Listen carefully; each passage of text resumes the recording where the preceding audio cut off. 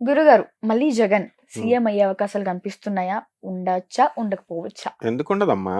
ఉమ్, చరిత్ర history repeats అని ఎందుకన్నారు? హిస్టరీలో చంద్రబాబు నాయుడు గారు ఓడిపోయారు, మళ్ళీ ఇంకేముంది, పార్టీ అయిపోయింది, టీడీపీ రాదు, భూస్థాపితం చేసేసాడు జగన్ టీడీపీ అన్నారు. పార్టీయే లేదన్నారు. లేదన్నారు, భూస్థాపితం అన్నారు. అవును. వాళ్ళు కొడాలి నాని గారు, రోజా గారు, తర్వాత వల్లభనేని వంశీ, వీళ్ళంతా పేర్ని నాని, వీళ్ళంతా వాళ్ళ స్టైల్లో వాళ్ళు పార్టీ అయిపోయినట్టు చెప్పారు. మరి మళ్ళీ బాల్ తిరిగి రాలేదా? Yes. So there is every equal chance um, for Jagan again to come back and to conquer the power. రావడానికి అవకాశాలు ఉన్నాయి.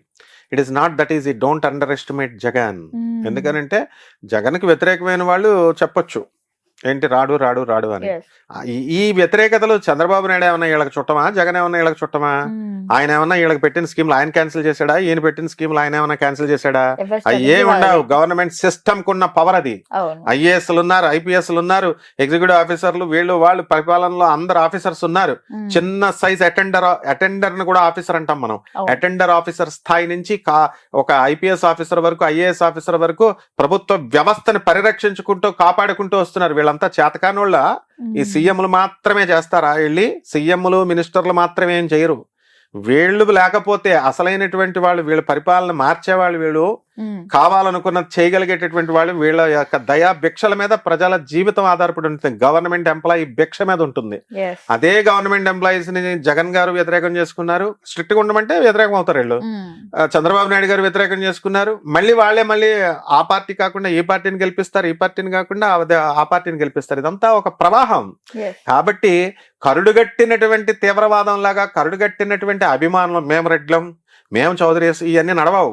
ఎందుకనంటే అందరూ ఓట్లేస్తేనే వస్తాయి.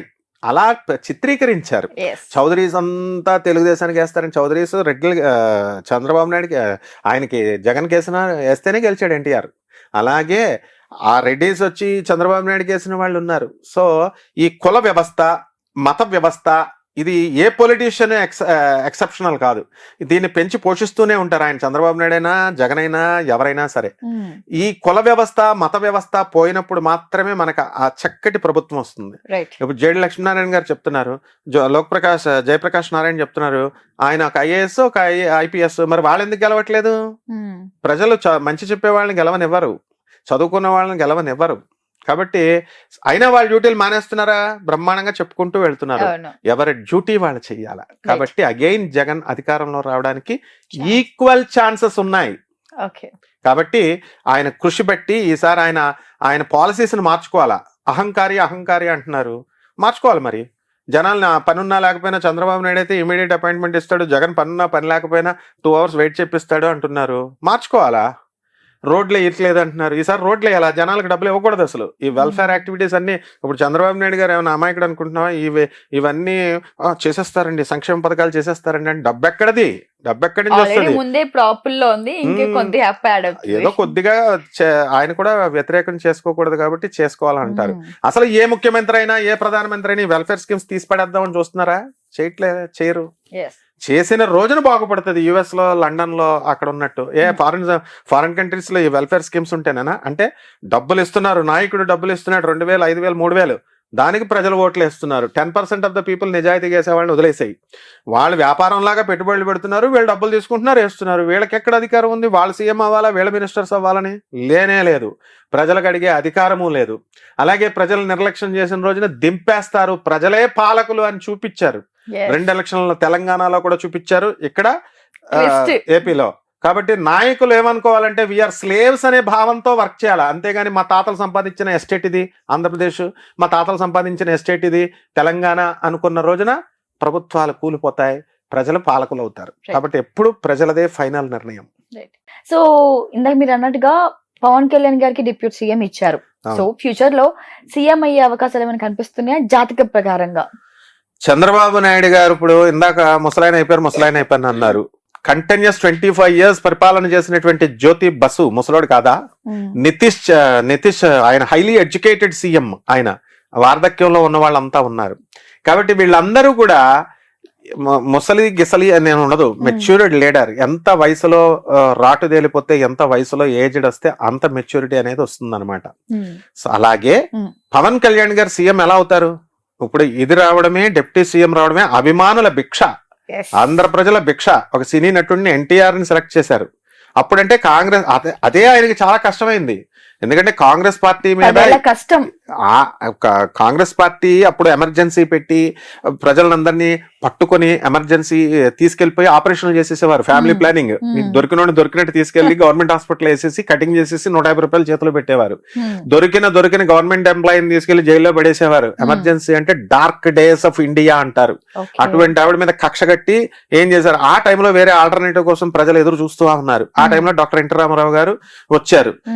ఆయన మీద ప్రేమ, ఆయనంటే ఆయన చిన్నోడా, ఇప్పుడు కాదు అది 3 తరాల నుంచి ఒక రాముడి పాత్ర, ఒక కృష్ణుడి పాత్ర, ఒక భీముడి పాత్ర, ఇలా రకరకాల మామూలు సాంఘికలలో ఒక 4 తరాల జనం, 3 తరాల జనం అందరికీ ఆయన సుపరిచితుడు కాబట్టి ఆయన మీద ప్రేమ. మన ఇంట్లో వాడు ఎంట్రీ వాడు అనుకుని అందరూ కలిసి వేశారు, ఆల్టర్నేటివ్ లేదని. అదే మరి చిరంజీవి గారి విషయంలో ఎందుకు రాలేదు, ఎందుకు వేసేయలేదు? అదే మరి పవన్ కళ్యాణ్ 10 సంవత్సరాల క్రితం ఎందుకు వేసేయలేదు? సినిమా వాళ్ళని తొందరగా నమ్మరు.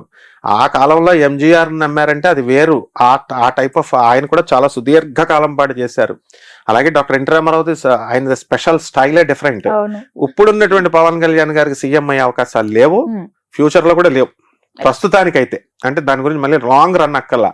ఎందుకంటే చంద్రబాబు నాయుడు ఉన్నాడు, ఆయన చెబితేనే కదమ్మా పవన్ కళ్యాణ్ ఓట్లేసింది. జనం ఏమంటున్నారు, టీడీపీ సపోర్ట్ లేకుండా ఉత్తి జనసేనకి వేసారా? మరి జనం వేసారా? కానీ ఇక్కడ జనసేన వల్ల పవన్ కళ్యాణ్ వల్ల టీడీపీకి ఓట్లు వచ్చాయని కూడా చెప్పడం జరిగింది. ప్రజల నాలుకలు 2 రకాలు ఉంటాయి, వీళ్ళు అటైతే ఇటు, ఇటైతే అటు అంటారు. అభిమానులు, మెయిన్ పవన్ కళ్యాణ్ అభిమానులు ప్రశాంత్ కిషోర్ ని పక్కన పెట్టి ఆ స్ట్రాటజీతో మనం పిలిపించాం. ఏం మీరంతా ఐఐటీలో చదువుకోలేదా, ఎన్ఐటీలో చదువుకోలేదా, ఇంజనీరింగ్ చదవలేదా? ప్రశాంత్ కిషోర్ కి ప్యాకేజీలు ఇచ్చి ఆయన కూడా మీలాంటి ఇంజనీర్లను హైర్ చేసుకునే బాబు రావాలి, జగన్ పోవాలి, లేదా జగన్ రావాలి, బాయ్ బాయ్ బాబు, ఇలాంటి స్లోగన్స్ మీరు ఇవ్వలేరా అని చెబితే అప్పుడు గత 10 సంవత్సరాల క్రితం కన్వర్ట్ సినీ అభిమానాన్ని సినీ అభిమానంగానే ఉంచుకొని ఓట్లుగా కన్వర్ట్ చేసుకోలేకపోయినటువంటి జనం ఏం చేశారు, ఇప్పుడు ఓట్లుగా కన్వర్ట్ చేశారు. ఇది ఎప్పటికైనా ప్రజల అభిమానులు, పవన్ కళ్యాణ్ అభిమానుల గొప్పతనం అది. కాబట్టి ఇక్కడ ఏంటంటే చంద్రబాబు నాయుడు గారు వల్ల పవన్ వచ్చాడు, పవన్ వల్ల చంద్రబాబు నాయుడు వచ్చాడు. రెసిప్రొకేషన్. ఒకళ్ళు వన్ సైడ్ లవ్ ఉండకూడదు కదమ్మా, ఇద్దరు ప్రేమించుకోవాలా. ఈ కూటమి ఏర్పడింది కాబట్టి ఈ రోజు ఫస్ట్ అసలు కూటమి పెడితేనే వస్తారని చెప్పిందే మనం. 2 పార్టీలు వస్తే కుదరదు. చంద్రబాబు నాయుడు పవన్ వస్తున్నంత మాత్రాన్ని సరిపోదు, యూ హ్యావ్ టు బీజేపీని కూడా కలుపుకోవాలా అని చెప్పి అప్పుడు మాత్రమే వస్తుందని చెప్పాం. అలాగే వాళ్ళు అయ్యారు. ఎందుకంటే వాళ్ళ వెనకాల ఐఏఎస్లు ఉంటారు, ఐపీఎస్లు ఉంటారు, చదువుకునే వాళ్ళు ఉంటారు, మీలాంటి స్టూడెంట్స్ ఉంటారు. అండ్ చంద్రబాబు నాయుడు గారు కానీ పవన్ కళ్యాణ్, జగన్ అందరూ చదువుకున్నారు కాబట్టి వీళ్ళందరూ కూడా మెచ్యూర్డ్ మైండ్స్. వాళ్ళ పిల్లలు చదువుకోలేదా? ఉపాసనారెడ్డి నా శిష్యురాలే చదువుకోలేదా? లేకపోతే ఈ బ్రాహ్మణి చదువుకోలేదా? వాళ్ళ ఐడియాస్ మనకులాగే ఉంటాయి కదా, ప్రజలే కాదు. కాబట్టి ఖచ్చితంగా పవన్ కళ్యాణ్ గారికి టఫ్ కాంపిటీషన్. ఎందుకంటే జగన్ అప్పుడే అయిపోలేదు, మళ్ళీ లేస్తారు ప్రజలకంతా డెఫినెట్ గా.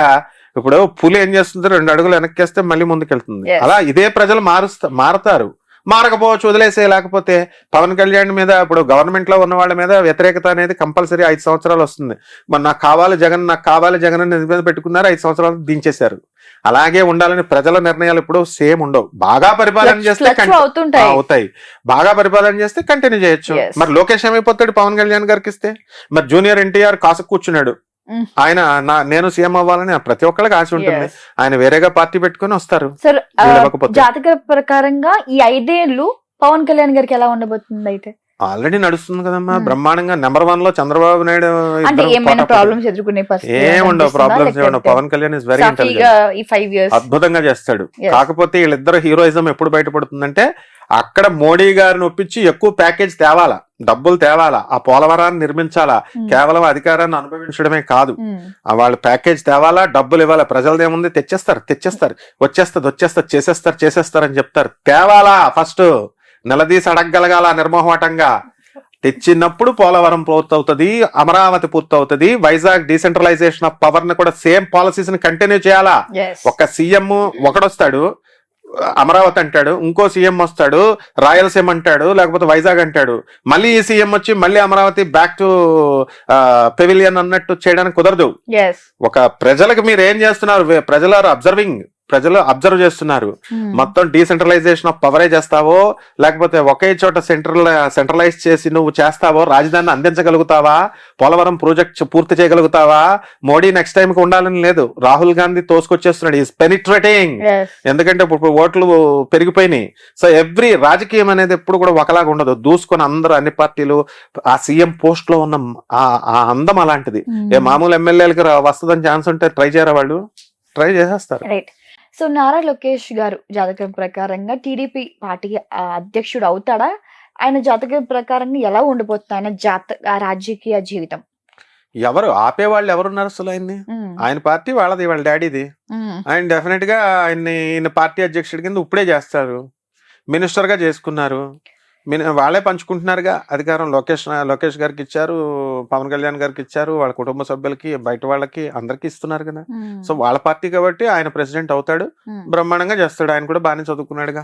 రైట్. అయితే చంద్రబాబు నాయుడు గారు అంత తెలివితేటలు లేకపోవచ్చు, Hmm. ఆయన అంత చాణక్యనీతితో చేయలేకపోవచ్చు. ఆయన పందాలు ఆయన బాగానే చేస్తారు.